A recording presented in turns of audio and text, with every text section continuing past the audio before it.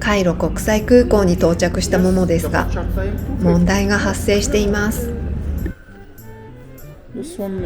乗り継ぎのためトランジットカウンターに来たのですが、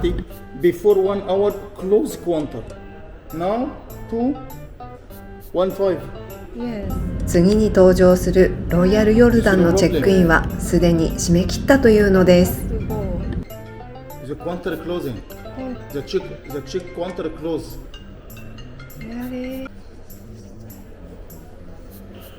係員の方は電話でどこかと話してます。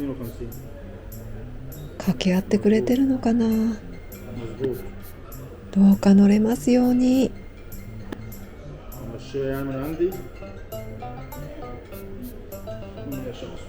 生きた心地がしません。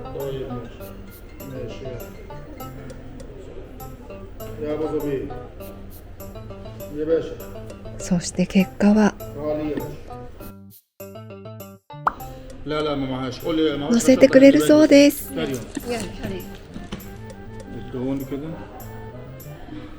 当に助かった。ありがとうおじさん。ご親切に裏口まで案内してくれました。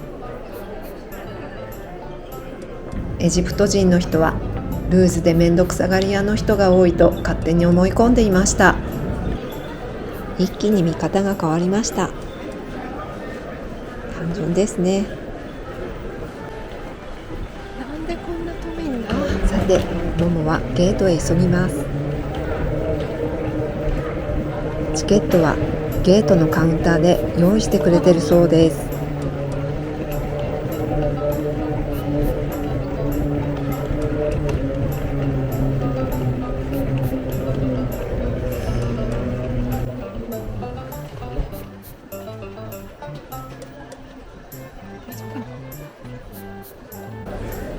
間に合ったみたい。よかった。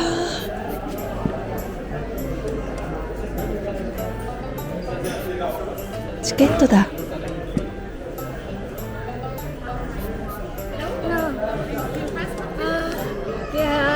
I haven't got it. Thank you very much. Thank you. Thank you.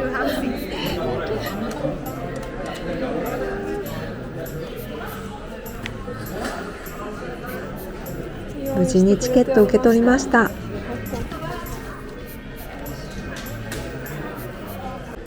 こちらがアンマンまでのチケットです。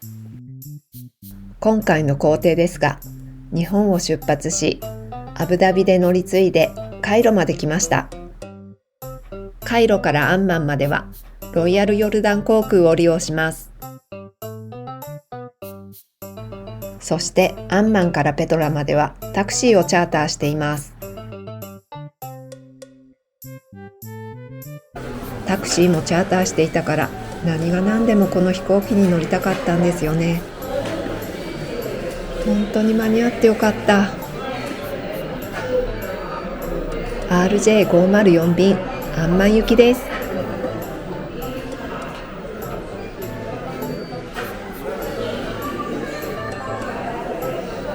窓の外にはロイヤルヨルダンの機体が見えています。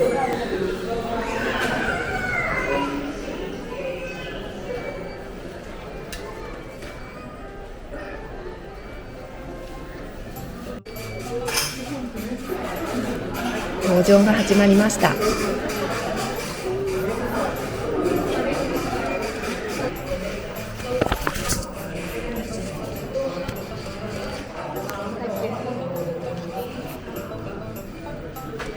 それでは飛行機に進みます。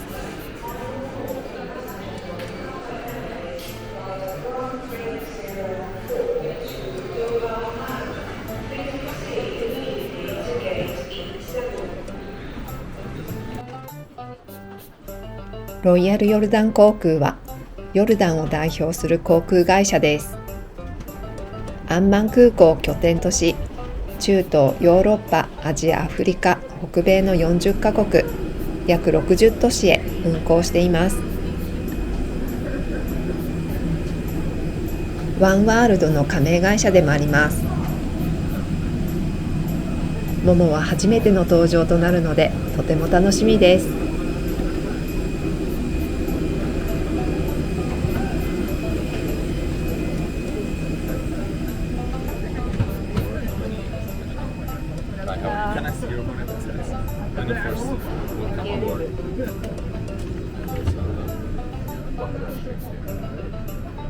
ここはビジネスクラスのエリアですね。モモのシートはエコノミークラスです。先へ進みます。ここまで来るとアジアの方は一人も見当たりません。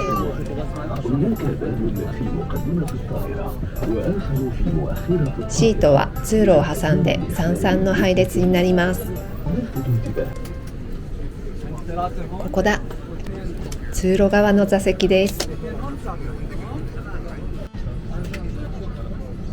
この後、アンマン行きはほぼ満席になります。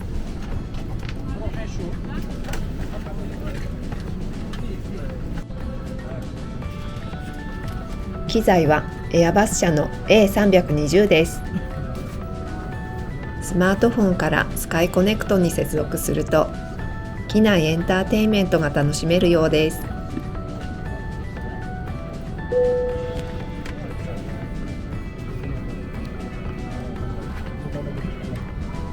機内紙も置かれています。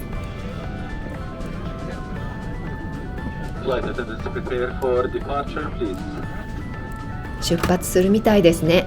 今回は窓側じゃないから外の状況が全く分かりません。ちょっと残念。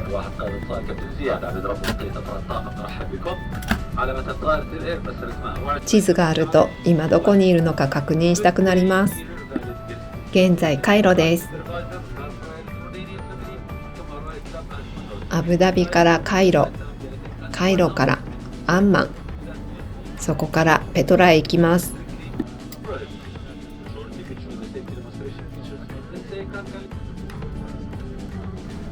ヨルダンといえばサッカーも有名ですよね。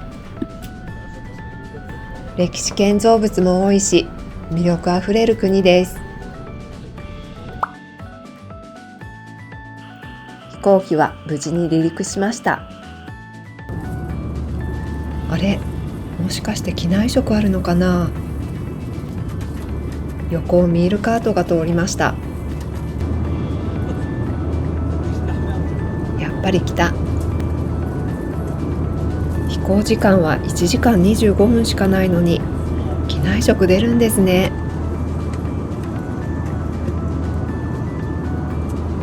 急にテンションが上がってきた。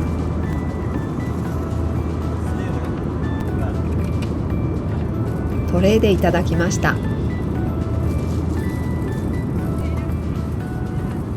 トルティーヤでしょうか。中には味付けされたビーフが入っています。美味しくいただきました。ドリンクはレモンミントジュースです。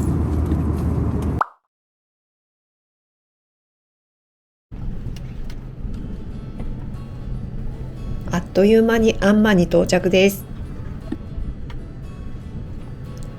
実際の飛行時間は1時間ぐらいなので本当に早かったです。とても近いから航空運賃も安いかと思いきや結構高いんです。お値段の方はカイロアンマンの片道だけで19,010円でした。飛行機しか来る方法がないので仕方ないですね。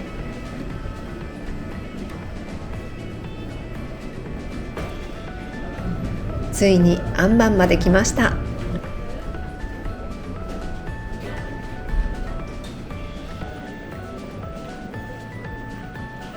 クイーンアリア国際空港に到着です。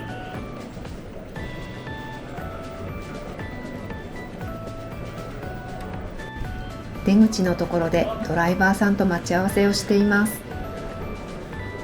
本当に待っててくれるのか、無事に会えるのか心配です。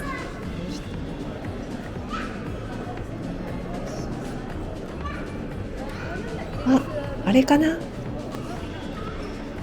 ももかける3ってなんだろう。まあいいや。無事に会えました。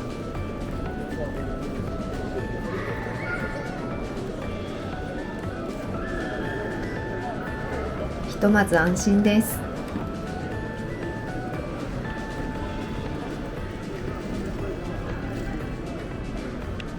Yes, thank You you. want three?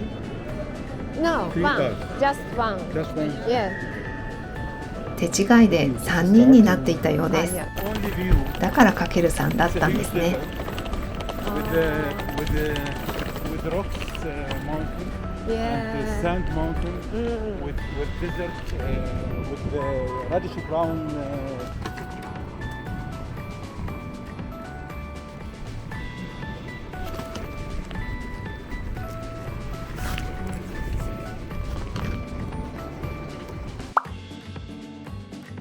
They are speaking English. Here in Jordan, ペトラに向けて出発しました。 they are speaking English. アンマンからペトラまでは約230キロ。3時間のドライブです。空港周辺は緑がありますね。 Can I help you? Can I see you? それがしばらくするとこんな感じです。 Can I have name and 砂漠の景色に一変しました。何にもないです。作物ができる土地も国土の 4% 程度しかありません。ヨルダンは国内の8割以上が砂漠地帯のため、人口は首都アンマン周辺に集中しています。国土面積は日本のおよそ4分の1程度で、北海道と同じぐらいの面積です。ヨルダンは周りを他国に囲まれている点も特徴の一つです。シリア、イラク、サウジアラビア、イスラエル、パレスチナが隣国にあります。紛争が多い国に囲まれていますね。ヨルダンの経済はというと、中東地域には産油国が多いので、ヨルダンも裕福なのではと思っていたのですが、ヨルダンは産油国ではありません。ドライバーさんによると、未だに貧困や高い失業率、経済不安の最中にあるそうです。砂漠の中をひたすら走ります。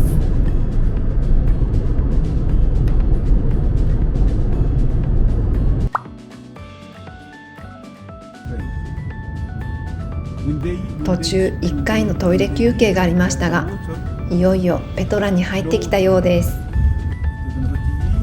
太陽が傾いて眩しくなってきました。ドライバーさんの熱心な説明が続きますが、モモは目の前の景色に釘付けです。ドライバーさん、車を止めてくれました。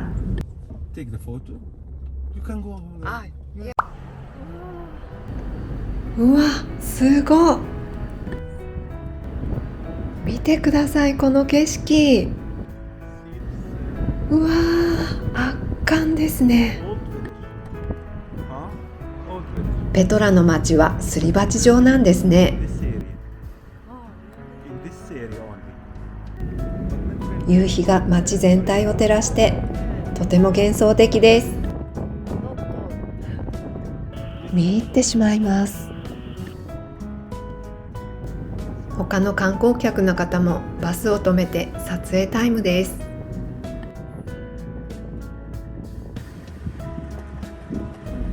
感動的なペトラ入りを果たしたモモですが、次回はいよいよペトラ遺跡へ向かいます。それでは今日はこの辺で失礼します。